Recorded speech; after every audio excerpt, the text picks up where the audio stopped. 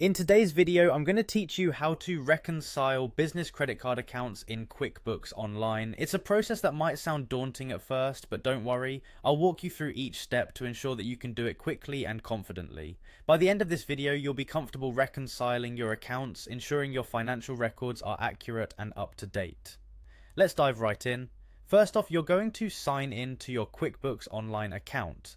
This is straightforward, simply navigate to the login page and enter your credentials. It's important to note here that keeping your login information secure is crucial. If you ever suspect your details have been compromised, make sure to take immediate action to reset your password. Once you've logged in, you'll be greeted by your QuickBooks dashboard. From here, locate the settings icon. It's typically found in the upper corner of your screen. Click on it to proceed to the next step. In the settings menu, find and click on Reconcile. This will bring up a list of accounts, so you'll want to scroll through and select your business credit card account. It's essential to choose the correct account because you don't want to mix up your transactions, which can lead to discrepancies in your reporting. After you've selected your account, you'll need to enter the statement ending balance. This value can be found on the credit card statement sent by your issuer. Make sure this number is accurate as it serves as a foundation for your reconciliation efforts.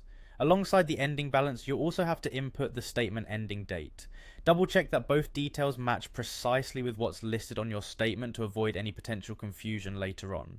With those details entered, you're now ready to match and clear transactions. This process involves comparing the transactions recorded in QuickBooks with those on your credit card statement.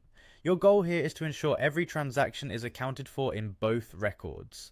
Continue to clear transactions until the difference field shows 0.